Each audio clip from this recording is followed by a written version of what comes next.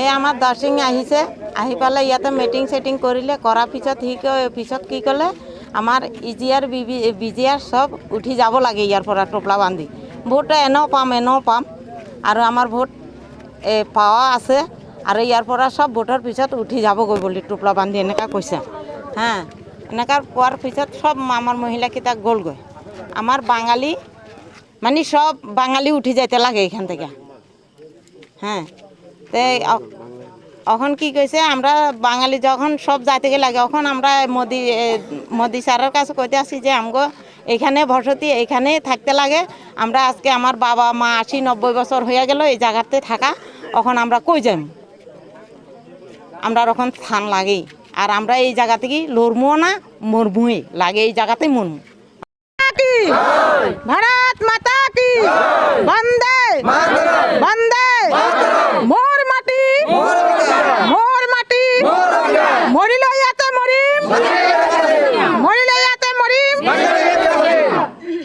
আজি আমার উত্তর বরবিল কণ্ঠাইবাড়ি এলাকাত আমার ইমান দিন কোনো বিধায়ক অহা নাই। আজি আমার দর্শিং ছাৰ ৰংহাং আহিছিলে। তো গতিকে আমাৰ বঙালী জাতিৰ ওপৰত এনেকুৱা এটা মানে বিহেভ কৰিছে যে আমি বোলে ইয়াৰ পৰা তালি টোপোলা বান্ধিবলৈ গুচি যাব লাগে। কিন্তু আমি বঙালী জাতিৰ কি অন্যায় কৰিছে? যদি ইয়াৰ পৰা তালি টোপোলা যদি বান্ধি যাব লাগে, তেনেহ'লে আমাক চৰকাৰে কিয় ইমান আঁচনিকেইটা দিছে? অৰুণোদয় আঁচনি দিছে, ঘৰে ঘৰে জল জীৱন মিছন, বহুত কিবা কিবি দিছে, ৰেচন কাৰ্ড। তেনেহ'লে আমাৰ যদি থাকিবলৈ অধিকাৰ নাই, তা আমি ভোট অধিকাৰটো কাৰ ওপৰত হেৰি কৰিম? আমি তেনেহ'লে ভোট দি কি কৰিম? আমি ঠিক আছে, আমাৰ উত্তৰ বৰবিল যিমান এলেকাৰ জনসাধাৰণ আছে, আমি গোটেইকেইটা হেৰি হয়, আমি তেনেহ'লে ভোট নিদিম। আমি যি হ'ব আমি মৰিলে মৰিম, লাগিলে বাচিলেও বাচিম, মাটি নেওঁৰো। কিন্তু আমি লাগিলে আমি দেশৰ কাৰণে ৰক্ত দি যাম। নেতাজী সুভাষ চন্দ্ৰ বসু জিন্দাবাদ, নেতাজী সুভাষ চন্দ্ৰ বসু জিন্দাবাদ, নেতাজী সুভাষ চন্দ্ৰ বসু জিন্দাবাদ, বন্দে মাতৰম, বন্দে বন্দে। মোর মাটি মোর অধিকার, মোর মাটি মোর মাটি। বিধায়ক মহাশয় আজি 3:30 বজাত আহিছিলে বোলে। তো গতিকে আমাৰ মানে এনেকা যেতিয়া বিধায়ক একদম দৰ্শিং MLA ৰংহাং ছাৰ যদি এনেকা বিধায়ক হয়, যদি এনেকা ক'ব পাৰে, তেনে কি বিধায়ক, তাৰ কি আছে জ্ঞান? এনেকা নকয়, আমাক ৰাইজক কিবা এটা সান্ত্বনা দিব লাগিছিলে। আৰু আমাৰ চিফ মিনিষ্টাৰ আহিছিলে তাৰ পাছত 21 তাৰিখে chief minister doctor Himanta Biswa Sarma ছাৰেতো কৈছে ইলেকশ্যনৰ পিছত যি হয় এইটো আলোচনা কৰিব। তো গতিকে ছাৰে কোৱাৰ পিছতো এনে একটা বিধায়ক দৰ্শিং ৰংহাং MLA কেনেকৈ ক'ব পাৰিছে আৰু কেনেকৈ মুখ দি এনেকুৱা কথা ওলাইছে? কিন্তু এনেকাতো ক'ব নাপায়। তো গতিকে নিৰ্বাচনী প্ৰচাৰত আহিছিল নেকি? আজি নিৰ্বাচনী প্ৰচাৰত আহিছিলে কণ্ঠাইবাড়ী উত্তৰ বৰবিল। তেওঁ কি বুলি ৰাইজৰ আগত প্ৰকাশ কৰিছিল? ৰাইজৰ আগত ডাইৰেক্ট কৈছে যে এনেকৈ আমি বোলে বঙালী জাতিয়ে বোলে তালি টোপোলা বান্ধি ইয়াৰ পৰা গুচি যাব লাগে, আৰু যিহঁতৰ মাটি নাই সিহঁতক মাটি দিব, আৰু যিহঁতৰ মাটি আছে সিহঁতক বোলে খেদি দিব, সিহঁতক এনেকৈ কৈছে। আৰু আমাৰ কাৰ্বি আংলং কাৰ্বি-আংলঙৰ যিমান বঙালী আছে 1,09,000 ভোটাৰ টোটেল। কাৰ্বি-আংলঙৰ পৰা বোলে এজনকৈ বঙালীকেইটাক দৰ্শিং ৰংহাঙে মানে খেদিব কৈছে। তো গতিকে মাননীয় প্ৰধানমন্ত্ৰী আমাৰ নৰেন্দ্ৰ মোদী আগত অনুৰোধ জনাইছোঁ, আৰু ৰাষ্ট্ৰপতি দ্ৰৌপদী মুৰ্মুৰ বাধ্যতাত অনুৰোধ জনাইছোঁ, আমাৰ উত্তৰ বৰবিল, কমাৰবস্তি, কালিবাৰী, কণ্ঠাইবাৰী যিমানখিনি বঙালী আছে সিহঁতৰ যাতে আগন্তুক ইলেকশ্যনৰ পিছত কিবা এটা সুৰক্ষা দিয়ে আমাৰ জাতিৰ কাৰণে। মই সদৌ কাৰ্বি আংলং যিমান বঙালী জনজাতি আছে সিহঁতক অনুৰোধ কৰিছোঁ, যেতিয়া আমাৰ এইখিনিতে এটা ষড়যন্ত্ৰ কৰিছে, তো গতিকে আমাৰ যিমান কাৰ্বি আংলঙৰ বঙালী জাতি আছে সিহঁতে ভোট বৰ্জন কৰিব লাগে। আৰু আমাৰ দৰ্শিং ৰংহাং ডাঙৰীয়া ছাৰে কৈছে MLA যে 1,09,000 বঙালী আছে কাৰ্বি আংলঙত, মানে এইকেইটাক বোলে এটা বঙালীক মানে খেদিব।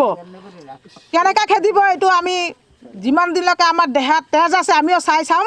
লাগিলে আমি ইয়াতে মৰি যাম, ইয়াতে বাচিলে ইয়াতে বাচিম, তথাপিও আমি মাটি নেৰোঁ। যদি আমাৰ মাটি এৰিব লাগে চৰকাৰে আমাক আগতে বসতি দিব লাগিব, যে আমাৰ ইয়াতে বসতি দিম, তাৰপিছত আমি মাটি এৰিম, নহ'লে মই মাটি নেৰোঁ। যি হ'ব ইয়াতে হ'ব। আমাৰ ল'ৰা ছোৱালী স্কুল অসুবিধা হ'ব, আমি ক'ত যাম, কি কৰিম?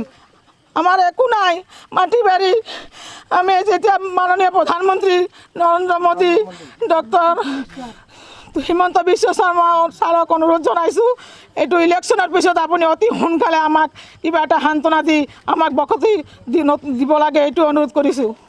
তেওঁ কৈছে ইয়াৰ পৰা আমি যিমান বঙালী আছোঁ, আমি ইয়াত কাৰ্বিৰ লগত 1,09,000 ভোটাৰ আছোঁ। আমি চবক বোলে টোপলা টপলি বান্ধিব দিছে। বান্ধাৰ পিছত আমি ক'ত যাম? আমি ইয়াতে বুঢ়া হৈ গৈছে, আমি ইয়াতে জন্ম কৰিম। আমাৰ দেউতাও ইয়াতে ডাঙৰ দীঘল হৈছে। আমি ইয়াত 80 বছৰলৈকে বয়সত 80 বছৰলৈকে আমি ইয়াতে আছিলোঁ। ইয়াত 80 বছৰ থকাৰ মানুহটো আমি ক'ত যাম? আমি যদি ইয়াত যাবলৈ যদি হয় তেনেহ'লে আমি লৰিয়ে যাম, আমি নেৰিম কাকো। আমি যদি ইয়াৰ পৰা যাবলৈ হয় তেনেহ'লে আমি লৰিম ইয়াত। যি হওক আমি বাঙালী সমাজে আমি ইয়াত লৰিম, কাকো আমি নেৰিম। প্ৰধানমন্ত্ৰী বা মুখ্যমন্ত্ৰী কিবা আহ্বান জনাব নেকি?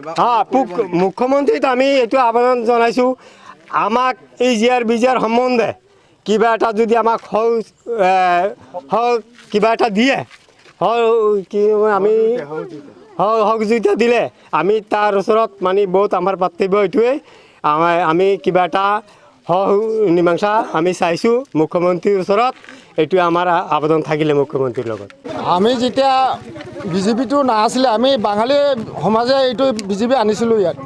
বিজেপি আনি পেলাই এতিয়া আমাৰ এনেকুৱা হাৰাশাস্তি দি আছে। বিজেপিক জিতাই পেলাই এতিয়া আমি ভীতি চাৰা হৈ আছোঁ। গতিকে আমি এতিয়া প্ৰধানমন্ত্ৰীক চবৰ ওচৰত কৈ আছোঁ যে এইটোৰ কিবা এটা সুব্যৱস্থা কৰক, নহ'লে আমি এইটো মাটি নেহেৰোঁ। যদি ইয়াত ভাঙিব আহে আমি জান দি দিম, তেতিয়া মাটি নেহেৰোঁ। জিচিপি আহিলে জিচিপিৰ তলত হ'লেও আমি পৰি থাকিম, তেতিয়া আমি নেহেৰোঁ মাটি। কাৰণ ইয়াতে আমি সৰুৰ পৰা ডাঙৰ হৈ আছোঁ, যাম ক'ত? আমি যাৱাৰ পৰা কোনো ৰাস্তাই নাই। আমি ইয়াত সৰুৰ পৰা ডাঙৰ হৈ গৈছোঁ, আৰু আমি বাচিম কেইদিন? আৰু আমাৰ ল'ৰা ছোৱালী যাব ক'ত? আমি ক'ৰবাত মাটিও ল'ব পৰা নাই, ক'তো যাব কিবা একটা সুব্যৱস্থা নাই। আজি আমাৰ ইয়াত আমাৰ ছাৰ দৰসিং ৰহা আহিছিলে, আহি পেলাই তেনেকুৱা এটা কথা কৈ গৈছিলে, আমাৰ অল বৰবিলত বা অল কাৰ্বি আংলঙত যিমান বঙালী আছে চবক এটা কৰি উঠাই টোপলা বান্ধিব বুলি দিছে। আমি তাৰ কথা এতিয়া কি কৰিম? আমি কি ভোট আজি কালিৰ পৰা পৰি ভোট আমি যাম ক'ত? ইয়াৰ কাৰণে আমি আমাৰ নৰেন্দ্ৰ মোদী ডাঙৰীয়াৰ ওচৰত আবেদন জনাইছোঁ যে আপুনি এটা সুৰক্ষা বা এটা সুৰক্ষাৰ ব্যৱস্থা কৰক। আৰু যদি এইটোৰ যদি আমাৰ সুৰক্ষা নকৰে বা কিবা এটা সুব্যৱস্থা নকৰে, আমি ভোট বৰ্জন কৰিব বাধ্য হ'ম।